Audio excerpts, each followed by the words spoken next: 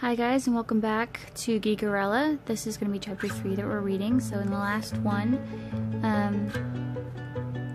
it was from Darien's point of view and how he hated being portrayed as, the heartthrob because, as it says right there, holy ego crusher Batman, that knocks off all my street cred. Obviously he doesn't like it because he's apparently a secret nerd, so having anything to do with being a heartthrob is really bad. Anyways, little exposition, sorry about not posting anything in a while, this third chapter, because it turns out that I broke my tibia right above my, so I broke my leg right above my ankle. That was fun. Anyway, so here we go. The beautiful face. Annoyingly beautiful. The kind you'll remember because it's plastered on every fragrance and billboard for the next 10 years. Of Darien Freeman stretches across the entirety of my stepmother's 54-inch plasma TV, grinning in an easygoing sort of way. Brown skin, long eyelashes, curly hair. He might look the part, but his smile is so bright it's almost blinding. Not dour, brooding Federation Prince material. Not even cut from the same cloth. Carminder smiled only once in all 54 episodes. At Princess Samara in episode 53. The episode before... No. No one thinks about that last episode, let alone talks about it. It never happened. I even blacklisted any mention of it from my blog. Rockefeller Center is crowded with Starfield blue and silver. A gaggle of fangirls in the front row wave around, "Star Crush me," and "I want to wabble wabble with you" signs. Okay, what? Like they've all watched the interstellar missions against the Nox firsthand, which they haven't.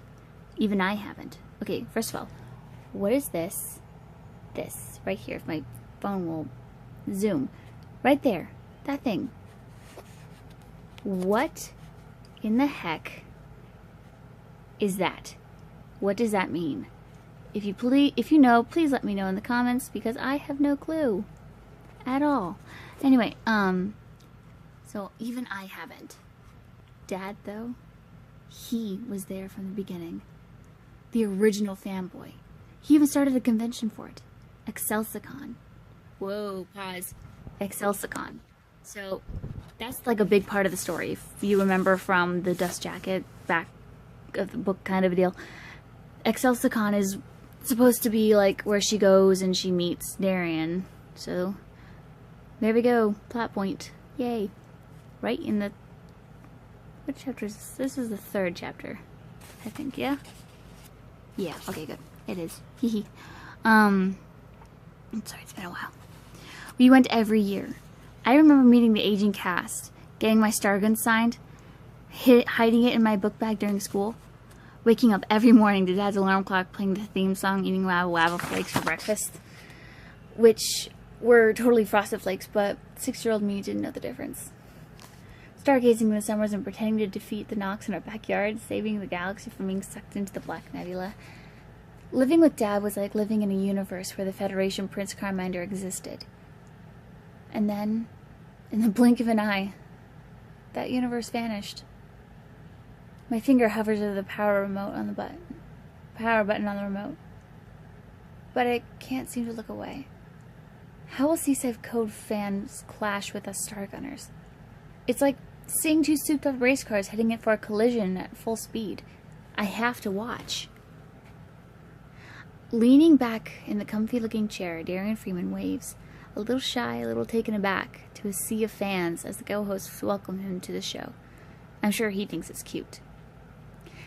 "It's great to be here," Darien Freeman begins. His fans screech like ambulance sirens. "I love you, Darien, and marry me!" Ugh, gag me. One of the co-hosts, a guy with a massive chin, says, "We're so excited to have you. I remember, and this might date me, but I remember staying up late just to watch the show. It's a classic. How do you feel stepping into a role as big as Carminder?" The actor smiles. His teeth are too white, his lips too balanced. I bet he practices it in the mirror. "It's an honor for sure," he says, even though he wouldn't know a classic if it shot phaser cannons at him. "And I'm looking forward to stepping into Carminder. Big shoes to fill." "Big boots," I say to no one. David Singh was phenomenal. A barrier breaker in the days when almost no other sci-fi shows had a lead actor of color. An advocate for human rights on screen and off. A man who truly believed in the philosophy of Starfield. Well, unlike Rick here, I never watched Starfield. Well, unlike Rick here, I never watched Starfield, said the second co-host, a petite woman in a white pantsuit who probably doesn't mean to look like a stormtrooper, but totally does. It seems like everyone knows about it these days. That motto. How does it go? Look to the stars, aim, ignite, Darien says. And I hope you become a fan. Starfield is a little something for everyone. It's a story about the good ship Prospero and its crew as they fight to protect the galaxy and uphold the standards of peace and equality. Oh, he grins, and fight aliens. That sounds downright terrifying, the co-host gasps. I roll my eyes. Fight aliens is not how I describe facing down the Nox King. Technically, the humans are the aliens in the series. But then again, I'm an actual Stargunner. Now, don't hate us for this, the co-host goes on. But we'd like to play little games on our show. And since you seem to know so much about Starfield, I thought I could challenge you to a dunk tank. Oof. Sorry, my neck. I'm laying on my stomach. Ugh. Where was I? Okay. The camera pans wide to a water-filled booth with a bullseye on the side. The camera cuts back to Darien, looking, well, faking a shocked expression. Oh man, really? Of course. Then the co-host reaches behind her chair and pulls out a water gun. Let's see how well you can school us in Starfield. Every time you get an answer wrong, I get to take a shot at you. Oh, I think. This will be good. There's no way he knows anything about the series beyond its name. The crowd begins to chant a loud, raucous voice. Dunk tank! Dunk tank! Dunk tank! Darien throws his arms out to the crowd dramatically. Really? Really? You want to see me get dunked? Dunk tank! Dunk tank! The crowd chants. And I had to agree. What do you say, Darien? Said the woman host asks, grinning. He sighs, hanging his head, acting all, oh fine, let's just get this over with.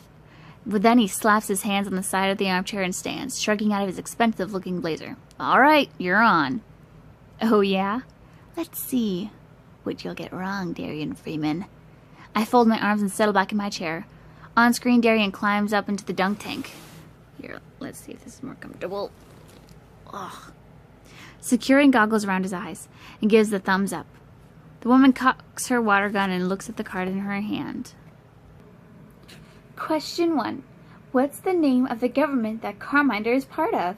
Seriously? Too easy, Darien shouts back at her. The Federation. Shouting, a buzzer dings, signaling the right answer, and the audience boos, shouting to dunk him already. Something goes flying past Darien's head. I think it's underwear. He doesn't look fazed in the least, grinning from ear to ear, swinging his feet underneath the planks he's sitting on. Fine, we'll get a little tougher, the big chin co-host shouts. He reads the next question. Who is Carminder's best friend? Yuchi. A little harder than that, Darien eggs them on. I think that's how you pronounce it anyway. How about what Yuchi does on the ship? Or which episode does he betray Carminder to the Nox to save his colony? Or which episode does that colony blow up anyway? I mutter. How about that question, pretty boy? The crowd chants louder. Dunk tank! Dunk tank! Dunk tank! What's the name of the ship? Prospero! What's the Federation salute called? The Promise Sworn. The female co-host grins and whips out the final card, clearly about to go in for the kill. I edge to the front of my seat. What does Carminder call his love interest in the final episode of the series? She asks. Darien hesitates on that one. He looks around out to the crowd. No cheating! The co-host cries. Are you stumped? 10, 9. Up on the plank, Darien chews his cheek, rocking back and forth. I snort. Of course he doesn't know what this is. Of course he doesn't know this one. He's never watched an episode of Starfield in his life. 5, 4, 3. The crowd begins to count along. The co-host spreads her feet apart and aims with one hand, very dramatically, which is not at all a good way to aim a water gun, as Darien scrubs the back of his neck, looking puzzled. 2, 1! The crowd cheers. The female co-host fires her shot as it hits the bull outside directly. A siren wails, and a flash... Oh, I'm sorry, my phone is not it again. What the heck is going on?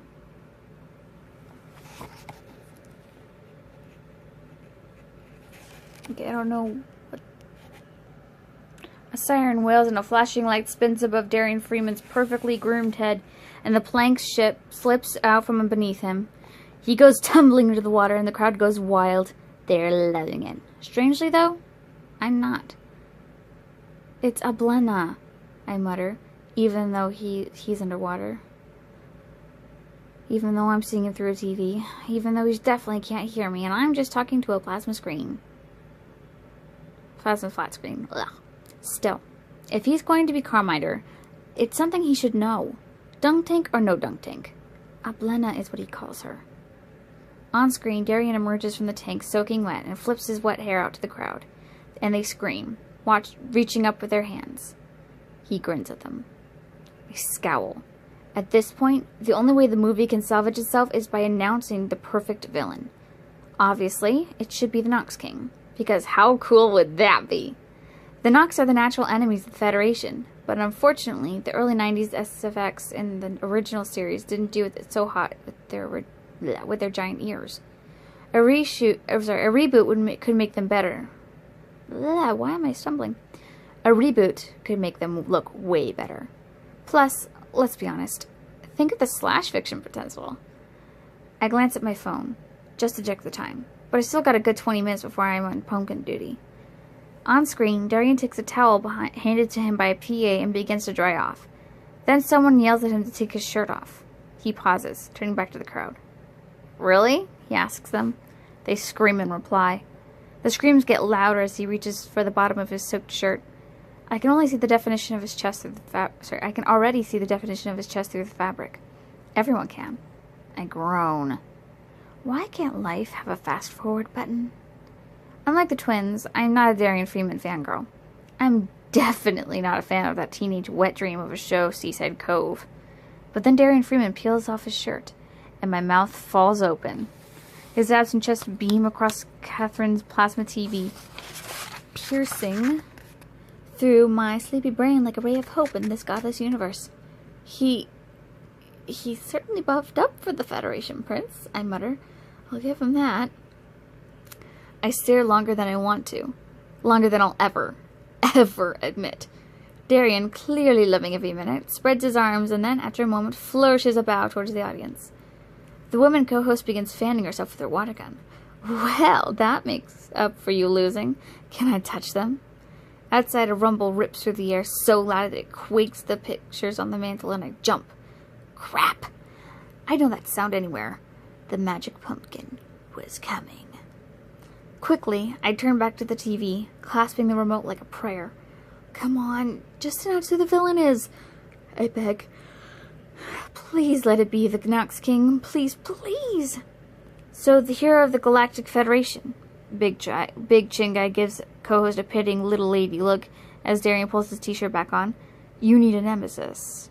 Think of the monologues. Think of the OT3s. I cry out to no one. Just give me something, universe. Big Chin goes on as though I'm not making a very compelling case. Now, I hear the villain has been very hush-hush, and there have been some rumors going around about a certain lady. My mouth falls open wordlessly. If it's a lady, it's not the Nox King. But then it'll have to be. I lean in closer to hear over the rumble of the pumpkin, holding the candle on the coffee table to keep it from rattling in its jar. Darien Freeman says something snarky, fiddles with his blazer cuffs, and wait for it. I squint to read his lips. They're nice lips, at least. And I recognize the syllables that push around them. The way his mouth forms the villain's name, and the way his tongue curves around the sound. The pumpkin honks from the driveway next door. Franco begins yapping. The horn blares again, but Sage is going to have to wait. She's way early anyway. I just sit back, stunned. I can't believe it. They picked the one villain, the one character I never want to think about again. In the original Starfield, Prince Carmiter shouts her name to the skies with his fist shaking agony. In an image you may recognize from internet memes, angry shouting, soul-crushing angst.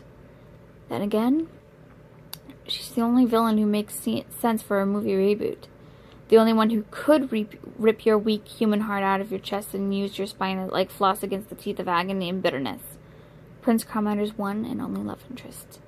Princess Amara. I actually knew someone named Amara. She was really nice. Oops. Big Chin looks at the screen.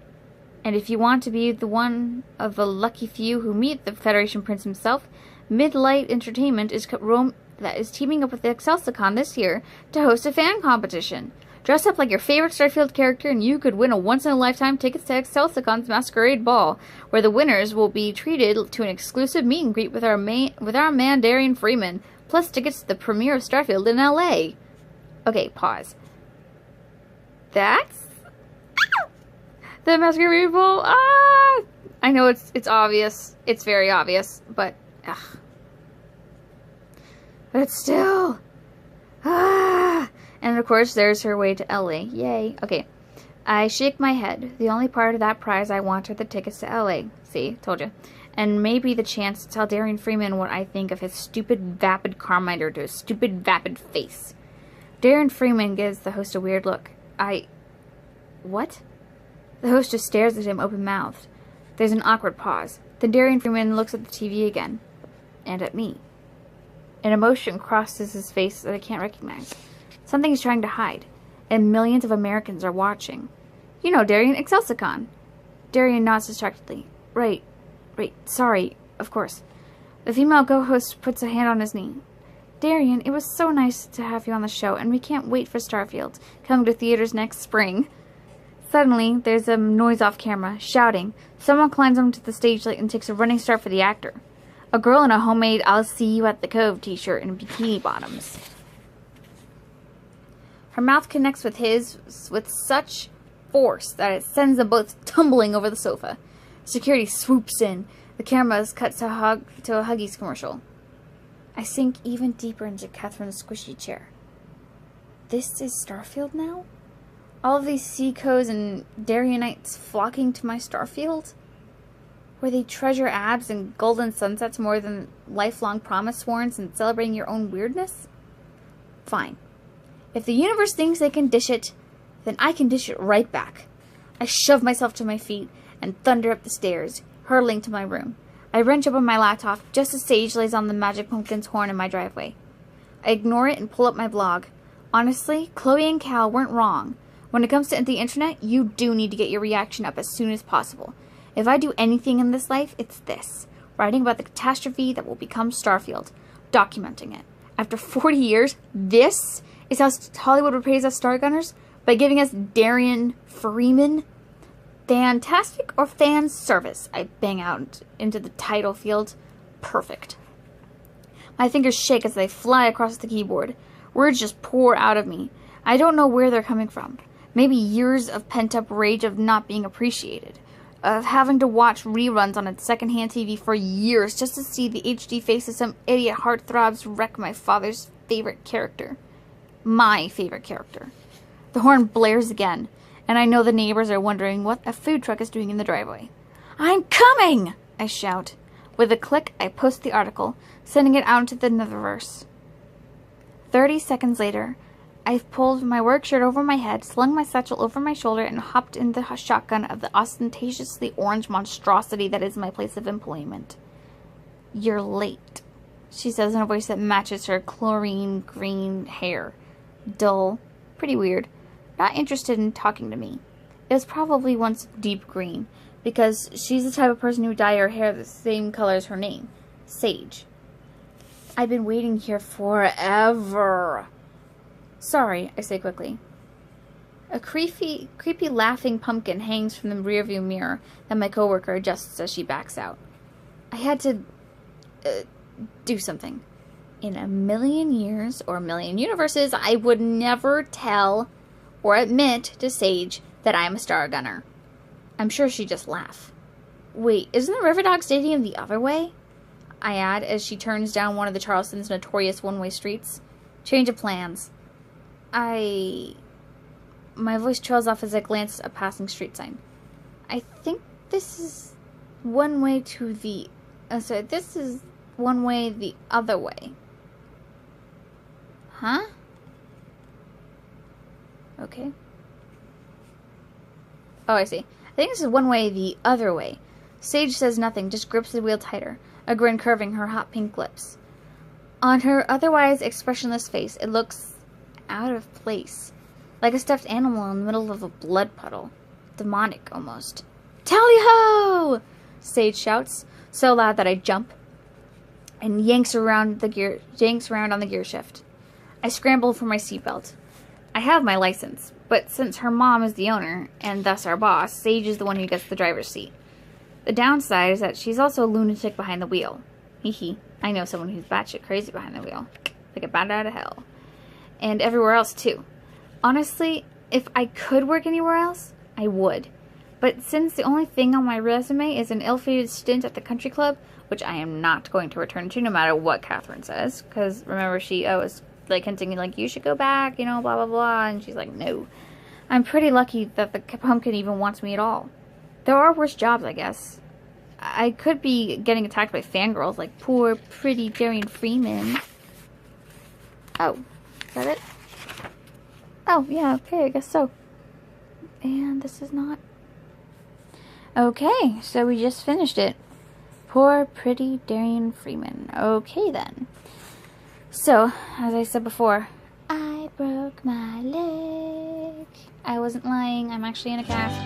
Okay, so what'd you think? Let me know in the comments. Tell me what you think will happen, and things you liked, things you didn't like. If you were writing an article, what about like this series, what would it be about? Or like, whatever, just let me know what you think. Because it'd be rather sad if no one ever watches this, because that would make me rather sad. Anyway, hope you liked it. Hope you tune in for the next one. Dun dun dun. Thank you.